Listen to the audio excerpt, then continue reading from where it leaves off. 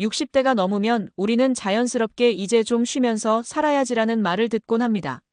하지만 막상 은퇴하고 나면 현실은 다릅니다. 기대했던 여유로운 일상이 지루함으로 변하고 사회와 단절되는 느낌이 들기도 합니다.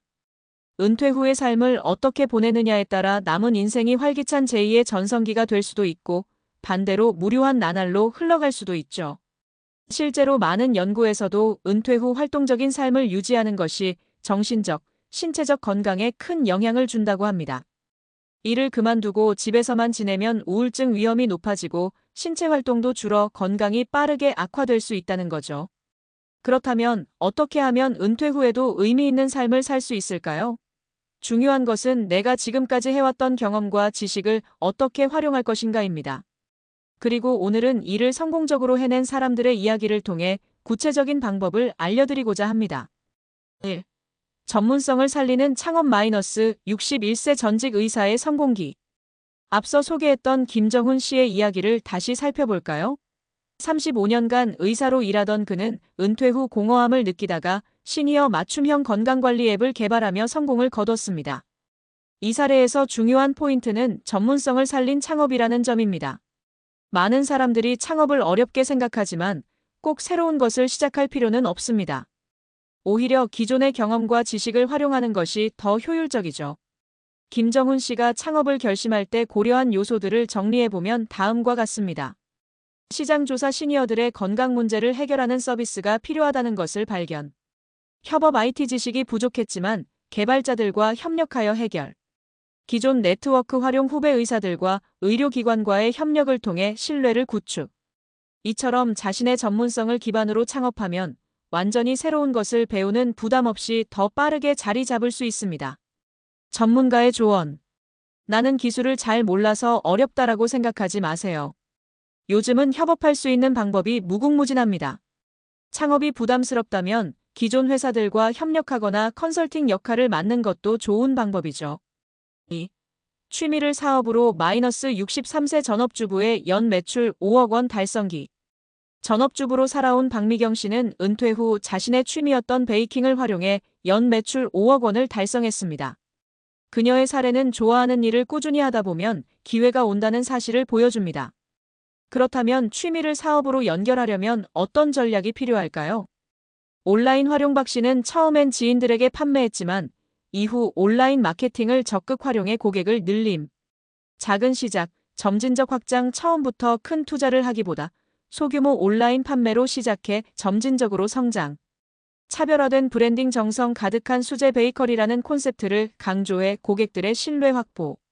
베이킹뿐만 아니라 그림, 공예, 요리, 가드닝 등 다양한 취미가 사업으로 연결될 수 있습니다. 중요한 건 내가 정말 좋아하는 일을 찾고 그것을 발전시켜 나가는 과정입니다. 전문가의 조언. 취미를 사업으로 연결할 때 가장 중요한 것은 꾸준함입니다. 처음에는 수익이 크지 않을 수도 있지만 성실함이 쌓이면 기회가 찾아오죠. 또한 SNS나 온라인 마켓플레이스를 적극적으로 활용하는 것도 필수입니다. 3.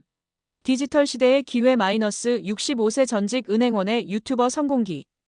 65세 정영호 씨는 유튜브를 통해 시니어 금융 컨설턴트로 새로운 커리어를 만들었습니다. 과거라면 은퇴 후 강의나 책 출판을 고민했을 테지만 요즘은 유튜브, 블로그, 팟캐스트 등 다양한 디지털 플랫폼이 새로운 기회를 제공합니다. 정 씨가 유튜브를 성공적으로 운영한 비결을 살펴보면 기존 경험 활용. 40년간 쌓아온 금융 지식을 영상 콘텐츠로 제작. 디지털 기술 습득. 유튜브 촬영 및 편집 기술을 배워 스스로 콘텐츠 제작. 지속적인 학습. 유튜브 트렌드를 분석하고 구독자들의 피드백을 반영해 콘텐츠 개선. 이제는 나이가 많아서 디지털은 어렵다는 생각을 버려야 합니다. 실제로 유튜브에서 60대 이상 크리에이터들이 점점 늘어나고 있고 그들의 경험과 인사이트를 필요로 하는 사람들이 많습니다. 전문가의 조언. 디지털 플랫폼을 활용하면 은퇴 후에도 새로운 기회를 만들 수 있습니다. 처음엔 어렵게 느껴질 수도 있지만 천천히 배우면서 도전해보는 것이 중요합니다. 스마트폰 하나로도 시작할 수 있는 세상이니까요. 은퇴 후 성공을 위한 3가지 원칙. 이제 은퇴 후 새로운 도전을 위해 기억해야 할 3가지 원칙을 정리해볼까요? 1. 내가 가진 것을 살펴보라. 지금까지 쌓아온 경험, 기술, 인맥을 다시 한번 돌아보세요.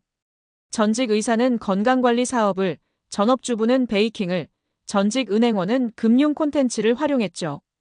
여러분도 자신만의 강점을 찾을 수 있습니다. 2. 작게라도 시작해보라.